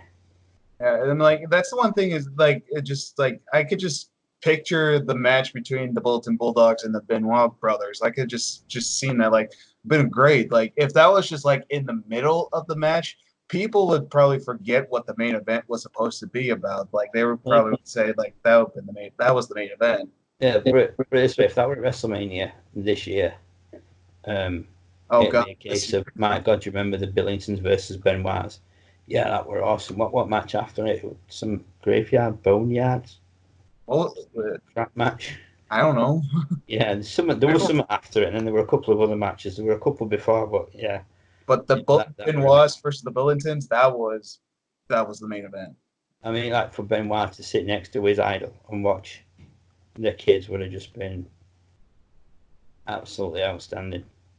And that would have been worth part of a mission for a ticket on its own. Just to sit, somewhere in that arena and know that somewhere in there, Benoit and Billington are sat next to each other, watching. Like, yeah, just watching their kids. Just watching their kids. Yeah. Yeah, but unfortunately, that's something else we'll never get to see. Yeah, that's the one thing. And the one thing that I know we were talking about something happy. We had to, okay, because this documentary's sad, okay. Like we Yeah, always it's called Dark Side of the Ring, the yeah. ring. So, yeah, But the one thing that I did like how one thing that also made me sad about the documentary was they mentioned that David and Nancy's sister did not talk for how many years? 12 years was it? for a long. It was from not long after it happened up until just the documentary, wasn't it? Because it was Jericho that got them back together, wasn't it? Yeah. Because it showed you him at an AEW show, and he must have got them together like a week or so before. But they'd both been told, "Oh, she don't want out to do with you," and he'd been told that, she'd been told, "Oh, he don't want out to do with you." So you got to wonder who's in middle stirring that up. Yeah, I want to know. That's one thing, and at the same time, I'm kind of glad she didn't mention who said that. But at the same time, I want to know, like, who told Yeah, you that? I Like, don't think they that's would mention it because there'd have been too many people like, well, we know, there'll be people who have theories about it, but it was like when it showed you Jericho when he come back from his match and he was stood in the dressing room talking to him, Mhm. and he said, both of you needed this. You both needed each other because you two are the only ones that know what each other is going through. And it was like, do you know what? Jericho was up there for me, and now he's up there. He's just Yeah. like, I mean, he had a lot to do with that documentary. He narrated it, didn't he? Pretty much Yeah. all of it. He was interviewed a lot, and I thought it was just amazing in that. And for him to be the one to get in touch with him Connect and say, them. right, would you be interested in having his number? Yeah, of course I would. Would you like your auntie's number? Yeah, of course I would. And And then getting back in touch and getting to see each other again, and then going to watch wrestling together. hearing David See say how that's happy still they my genuinely auntie. were.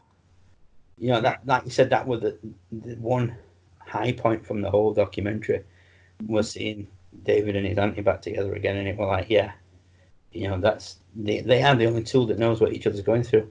Mhm. Nobody else can imagine what they're going through unless they've been through something similar. And in which case, you have to feel for them. But yeah, Yeah. Jericho nailed it when he said, "You two are the only ones that know how you feel. Nobody knows how you two feel apart from yourselves, and you need this. You need each other. You need the close. You need, the family." And I thought to see them two back in touch again, and going back and watching wrestling, something that David had loved for years, and it missed because of everything that had happened. I thought that was, like you said, one happy point that came out of that entire documentary. Oh yeah, that was the one thing that was the just seeing them reunite that made me kind of get emotional too. Yeah, Like with the light at the end of the tunnel, the sunshine after the storm, however you want to word it, that were, yeah, it was a nice way to end it. Because the rest of them didn't really end with much of a good thing in the others. But it was nice for them to end what, well, without a doubt, in my opinion, the biggest tragedy of all of the episodes so far. and another thing they ended it with is that Nancy's sister said she could one day forgive Benoit. Yeah, It's just everybody not today. deserves forgiveness. Like, yeah, but it's just not today. Yeah. Yeah, um, yeah. I mean that takes a lot. Hmm. I mean, kudos to her if she ever can find the day. Yeah. Because if I were in her shoes, I don't think I could. Honestly, I don't think I could forgive. Yeah, for me, you know my history, what happened to my birth mom, right? Yeah, I mean, like even for me, it's hard to forgive what happened. And like you said, I don't think I can, but no, maybe. no, I for one don't blame you. I mean, it's like, yeah, like you say, you've been through something similar, and you could never forgive, and that is, you're right, and I totally support you in that. The fact that if somebody had done something like that to me, I don't think I could ever forgive them. I'd if they'd done something and they were still alive, I'd want their head on a pike. Hmm. I'd want, but for her to say that she could forgive him one day, it says a lot about her. Yeah, I love better a lot about her. person, a better person than me, I could tell you that. Better person than me too. And yeah, I wholeheartedly agree with you there, bro. She's a better person than me because I wouldn't be able to forgive.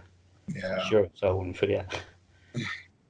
like I said to everybody, this one was by far the most emotional, darkest, and heaviest documentary. I mean, like, what a way to start, like, with this whole quarantine thing. Like, I know a lot of people are getting upset and depressed about that.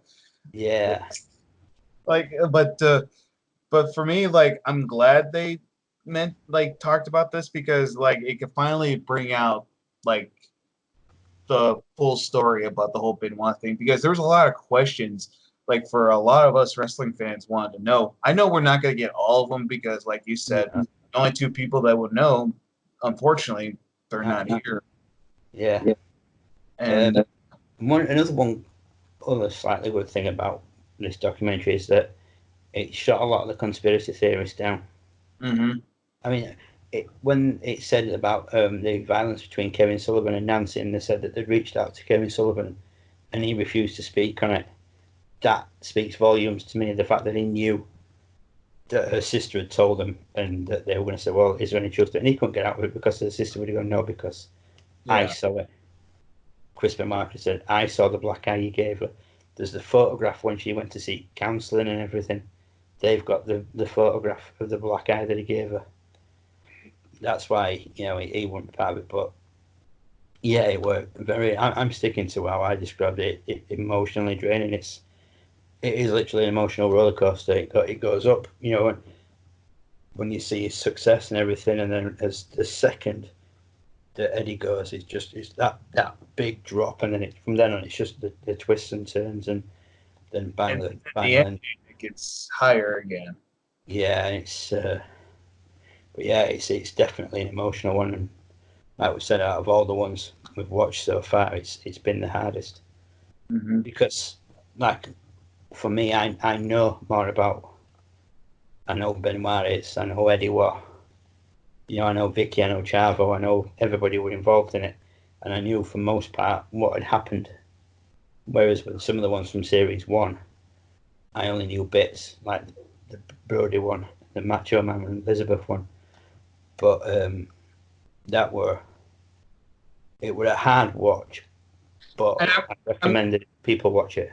oh yeah, for sure. You should recommend. I recommend it too.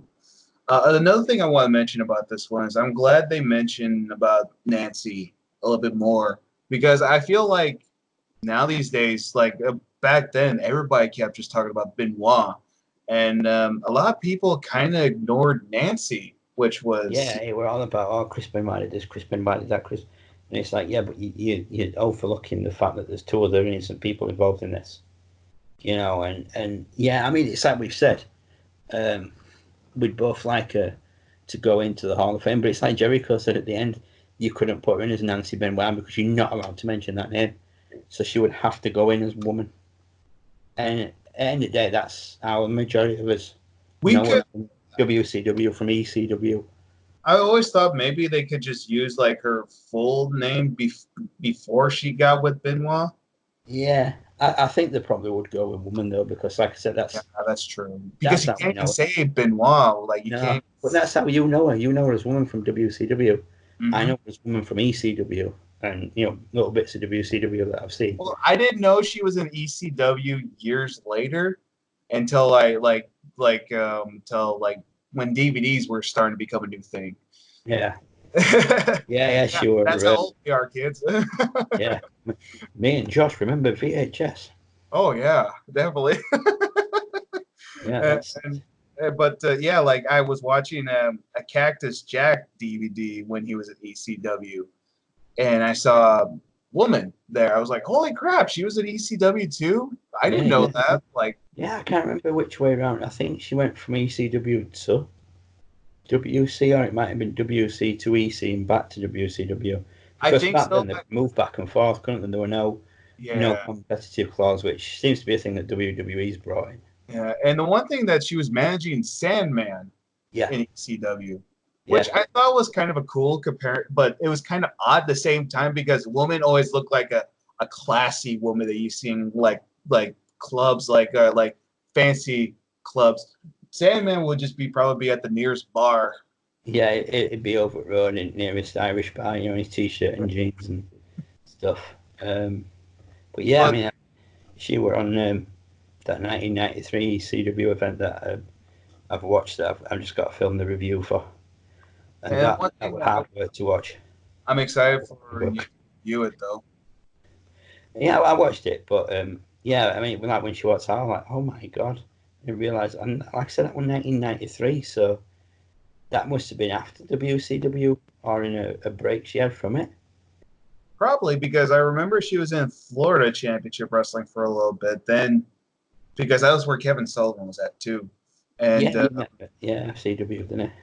I think it was I think it was early WCW, like early '90s. Then she went to ECW. Then she was part of the Four Horsemen. So I think that's how it back, was. didn't she? And, yeah, but like I said, they could go back and forth then, couldn't they? Because there were no, if you left one company and you didn't have to wait to compete, like Benoit and Radicals and them turned up on WWF like a week after they walked out of WCW or something. I remember one time that a lot of people were saying they want to see Benoit in the Hall of Fame, and I saw a lot of people said no. And I mentioned this, and I got ignored by it. I was like, "What about Nancy, woman? How about her going to the Hall of Fame?" And I got ignored by it. Yeah, because people tend, like we said, people overlook her completely. But I'm with Jericho completely. Put her in the Hall of Fame as woman. Yeah, definitely for sure. Because she rightfully deserves it because she was a great woman manager. Like, they put Sunny in. Oh, jeez, don't remind me. What did Sunny did exactly the same. She were a female manager that, that's what women did, and women did. I know, but the thing is, like, now seeing Sunny now, like, don't remind me, like, what happened to the Sunny that we knew. Yeah, she's now doing certain film. Well, she only did that one film, didn't she? Mm-hmm. With the apparently there's a scene where she's got her hand out and you can see her Hall of Fame ring. She's never welcome back after that. I know that for a fact. She did the Raw anniversary after she'd been inducted. She did the Raw anniversary show, but I think that was pre adult. That was years before she even did the film.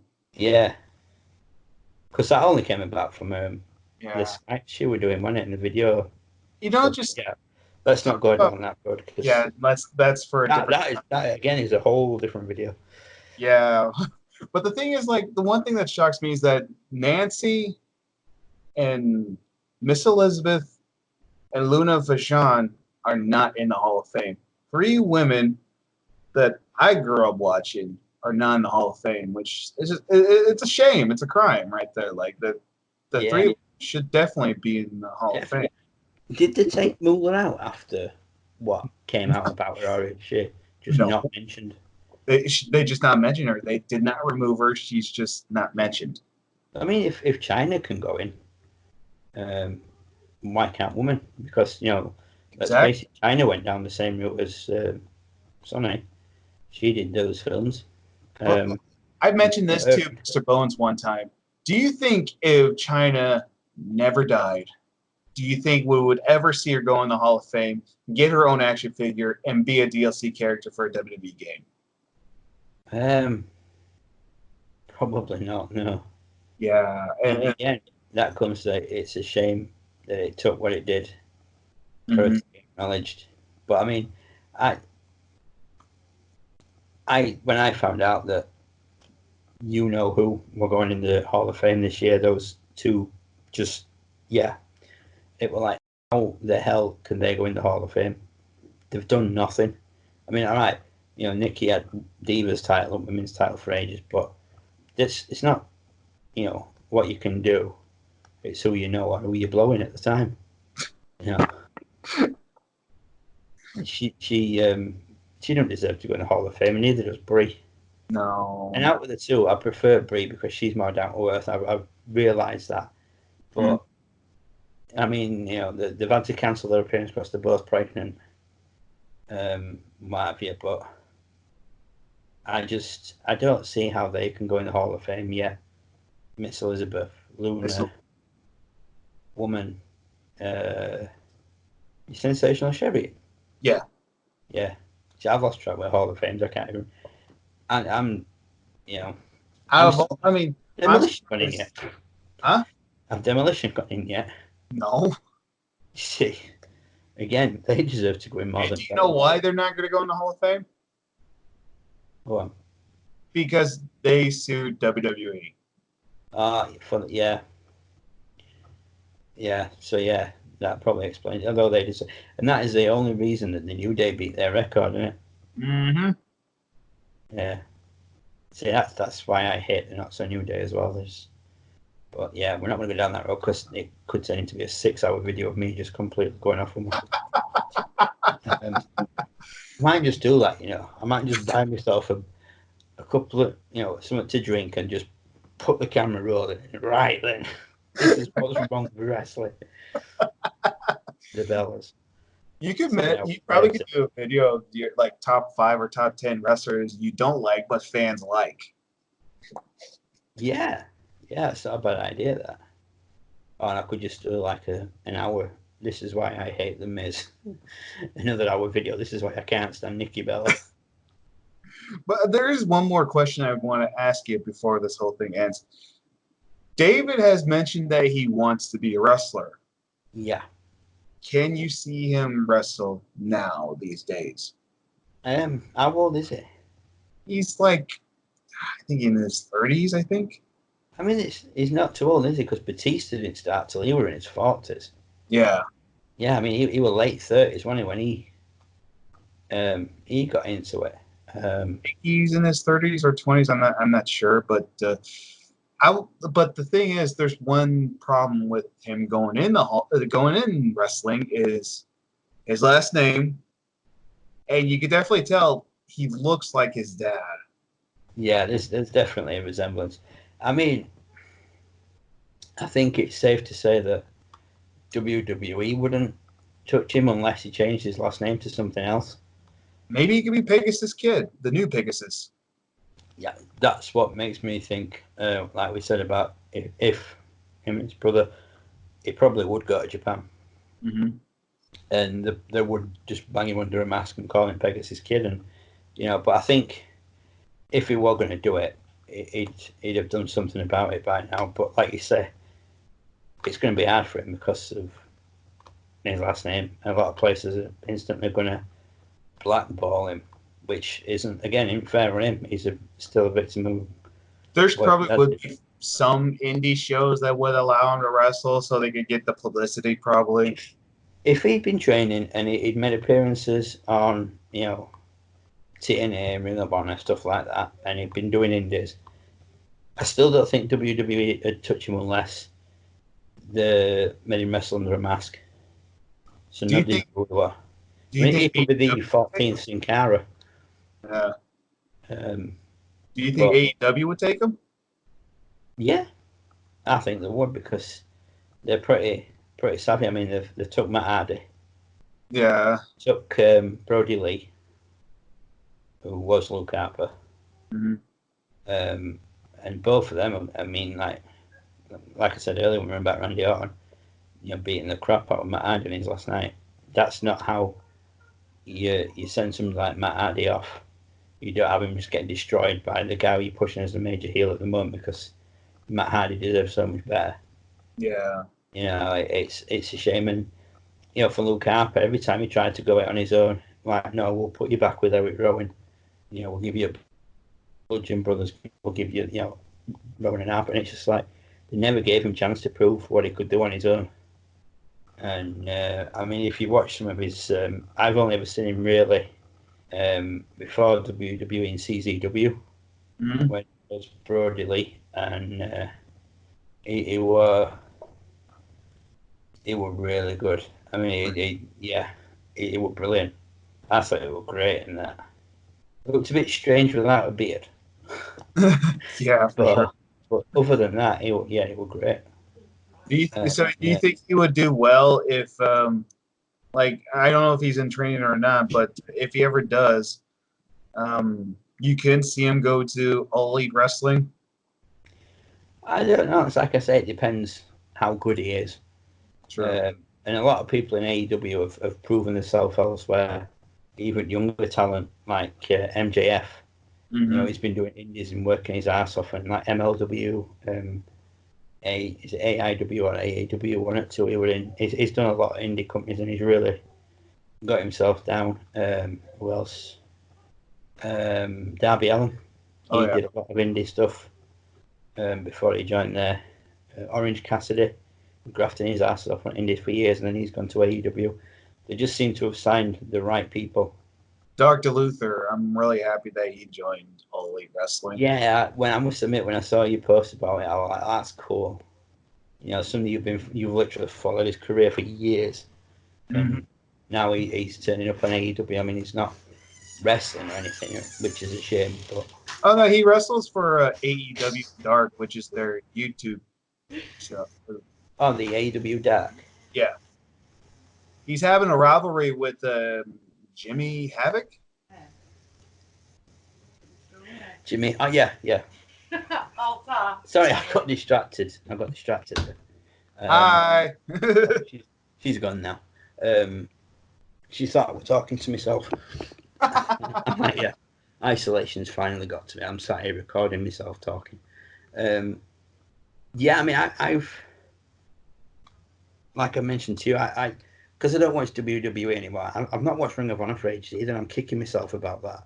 But I've been watching little bits and bats of stuff I can get on YouTube, like MLW. I've watched quite a bit of that, and you know they've got the New Heart Foundation on there. They've got Teddy Hart, David Boy Smith Jr. and Brian Pillman Jr. And I know a lot of people, and I'm going to skirt around this one as best I can because, well, we can talk about it when we finish recording. Okay. But we have somebody who we're both familiar with who lives in the Great White North, and a lot of his friends are massive marks for Brian Pillman Jr. And I'm sorry, I just don't see it.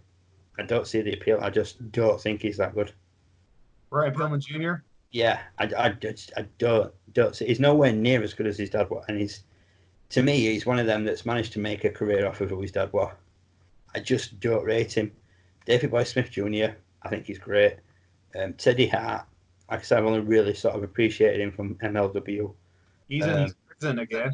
Yeah, until he got banged up. But it's like a lot of second and third generation wrestlers have got a lot to live up to.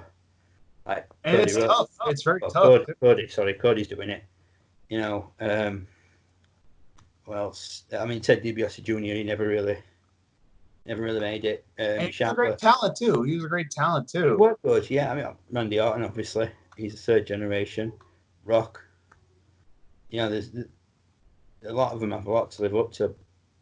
But Brian Pillman Jr. for me, just I don't know. I'm sorry, a lot of people might start bashing the comment I section. can just hear the keyboards already. Yeah, you can hear. You don't know what he's talking about, but it's like I'm sorry, I just don't see it. I don't rate him at all, and I understand. I mean, like I haven't watched that much about him, but all I can say is that I think he's okay. That's all I can say is I think he's okay.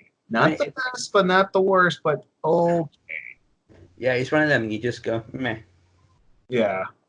Yeah, you went to watch a show, we're on it, or so and so, and then when Brian Pillman Jr. What were you like? Meh. Yeah. David Boy Smith Jr. were like, what were you like? David Boy Smith Jr. Man, he were awesome. Yeah, I know. But Brian Pillman Jr. Just meh. But MLW, you can watch a lot of their stuff on YouTube. I have. Great stuff. Alex Hammerstone, I know. I had him as a guest, and he wrestles. Yeah. When I saw that, I was like, "That's the big dude from MLW." Like, oh my god, well done, Josh. That's I mean, look at him now and what he's doing and stuff. And he's a beast. Yeah, Dynasty with MJF. Or well, last time I watched, I don't know if they're still going, but it's a while. But I've just not been able to get my head into anything. But I'm trying to come round and get back into it. And you need to come over here, brother. To come to one of the shows with me. Oh, yeah, that would be awesome. That would be awesome. Yeah.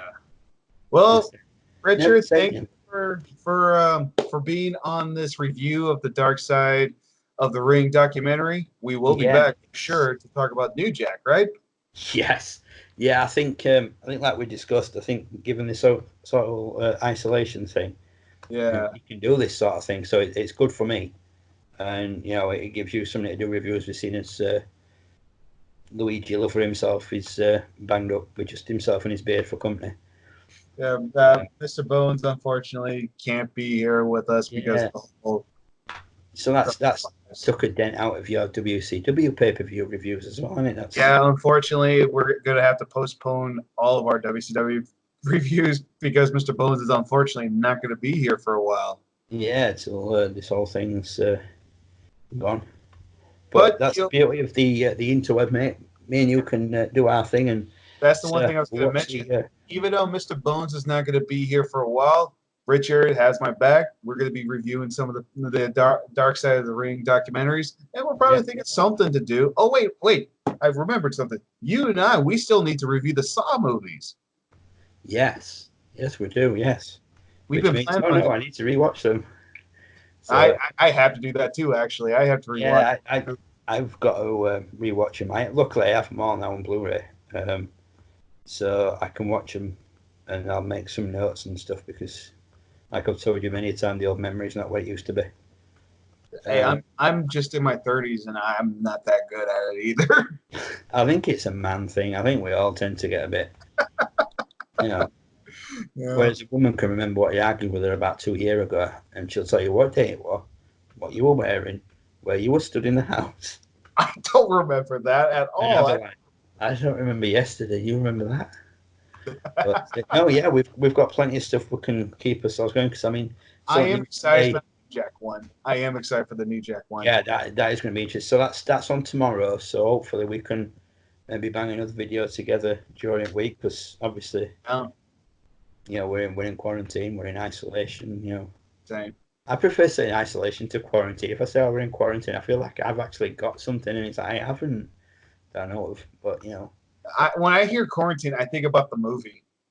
Yeah, you think about stuff with zombies and stuff like that. Have you noticed though? I mean, I don't know how you guys are getting on the States, but over here we're told to stay in and only go out if you have to go to the shops for essentials. No, that's us too. That's us too. So like now, when we go when we go from bits and bats of shopping from shop, it's like a supply run on Walking Dead. Mm-hmm. There's just nobody about, and you're like, where is everybody? This is great. I actually sent this on New Jack's Facebook page. Go like it, by the way. He's amazing. He uploaded a picture of him. I don't remember what it was. A bow, I think. I don't remember. I said this. If there was a zombie apocalypse, even the zombies would be too scared to go near New Jack. Yeah, they would. Yeah, definitely. I saw a thing that we're doing rounds the other day, like, you know, try and keep your spirits up during this whole COVID-19 thing, and it was 2 people in your apocalypse team. One of them was the month you were born, and the other one was you know, the first letter of your first name or something daft like that. And I did mine. I can't remember who it was now, but I was like, yeah, I'll be all right. And I did my brother's, and he got something like Wolverine and Deadpool. I was like, yeah, that's about my brother's luck, is that?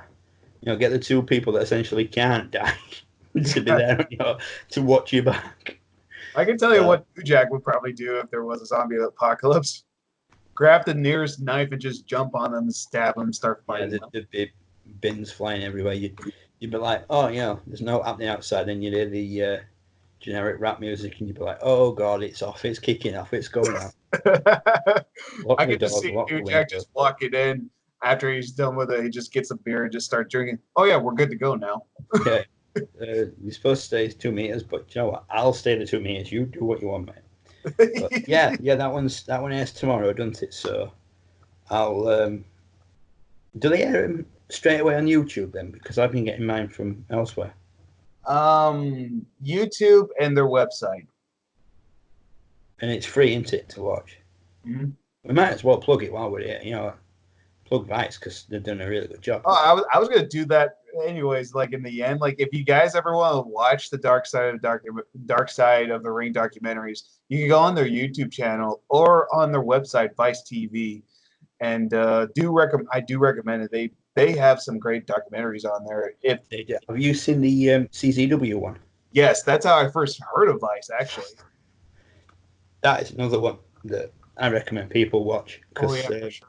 I love ZZW, dude. Yeah, I mean, I used to watch it all the time, and then like I lost touch with a lot of wrestling, and I just like watched WWE, and then it was like I watched a bit of all sorts, and I've started rewatching CZW, and it's like, oh man, I miss that. The carnage and stuff, and they did a show. My goal right now is for all the OWO crew, the OWO family, to go to a ZZW event.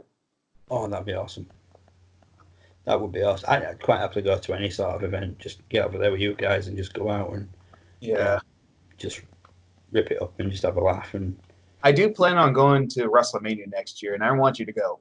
Oh, if I could afford it, I would in a heartbeat. But I mean, at the moment, it's a pipe dream. But never say never. All it takes is those 6 numbers on lottery. Yeah, we got a year, so we got plenty of time. Yeah, that's it. I mean, I need to find myself a new job first, because obviously now it's not the best time to be applying. Not many people are taking on.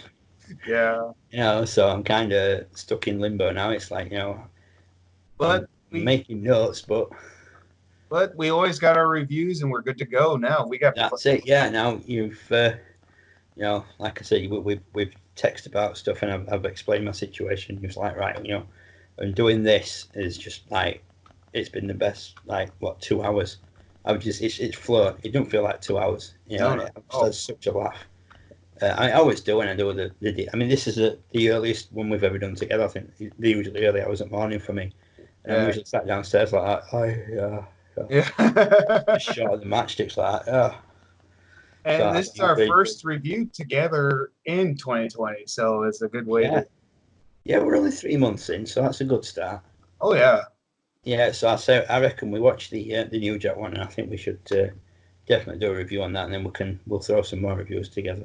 For sure. Again, if you guys want to watch the documentaries, it's on Vice TV, or go on their YouTube channel. Go watch their documentaries. And we do appreciate you guys watching and staying with us this long. If you guys did, we do appreciate it. Yeah, if you backed it out this long, you guys deserve a medal. Because in our reviews, and I mentioned this before, sometimes we will talk about the things what we're reviewing, but then we'll get sidetracked and talk about other thing else. That's our reviews. We're not like other reviewers. No. We are tangent masters. Yeah. That's what we ought to call ourselves, the tangent masters. I like that. I like that. Good idea. We'll get like new oWo design t-shirts and then just tangent masters on back. We'll start using it as a hashtag. I'll start getting more on Twitter, and I'll just hashtag everything to do with oWo. I'll start an oWo UK Twitter account, and I'll just hashtag everything we do together, tangent masters. That's awesome. I like that, brother. That's a good idea. Yeah. Oh, you start it as well, tangent masters, and I'll just take it from there. Sounds good. And again, Richard, thank you for being a part of this review, brother. Thank you for having me. It's always great to do a review with you, bro. It is. It's always good fun spending a bit of time like this. I mean, like we text regular, chat over Messenger and stuff, but doing stuff like this is always fun. It's that little bit of face to face, and And I'm looking forward to doing the Dark Side of the Ring documentary reviews with you. I'm excited to do more. I'm excited for New Jack's documentary. Yes, that's going to be, like I said, that's going to be entertaining. So yeah, I'll get that one watched as soon as, and then we can do a review on that one. And everybody who wants to know where you can find Richard, what's your Twitter? Well, if you want to find me, I'm usually under a rock somewhere. Twitter, I'm not really so active, but I will start, using it more. So once I'm a bit more active on there, I'll throw my. But it's oWo UK.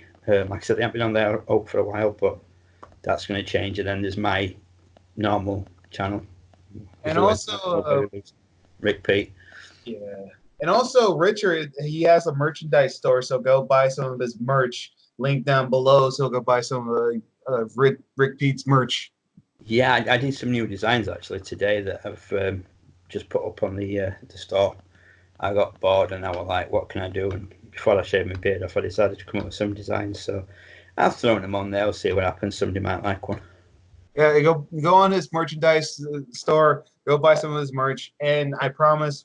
I'm still working on oWo merch myself. Actually, I'm still kind of working on it myself. I just been okay. I'll fully admit, everybody. The reasons why I haven't been working on it that much is because one, I've been kind of lazy, and also two, I've just been busy with work. So, now I got plenty of time now. Now nothing but time. Actually, I stand by what I told you ages ago. Apply for a pro wrestling tees page, man. The t-shirts will fly like hotcakes. Yeah, for sure. And again, Richard, thank you for being a part of this. I'm excited for tomorrow to watch the new Jack documentary and reviewing it. Definitely. Excited for it, and thank Yeah. you again for being a part of it.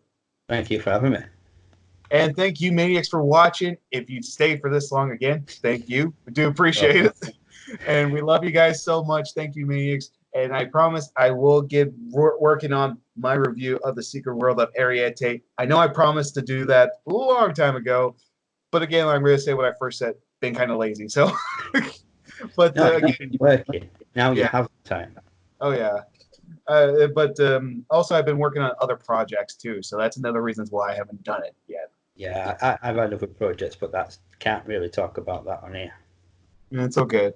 I get it. But again, thank you guys for watching. Don't forget to like and subscribe to Oregon Wrestling Observer and Rick Pete's YouTube channel and oWo UK. Don't forget to subscribe to this guy. Don't forget to subscribe to this beautiful bastard on here. Right? And love you, Richard, so much. Love you too. And thank you guys. Don't forget to like and subscribe. We'll see you Maniacs next time. Oh. Hit the like button. Love you guys. Bye-bye.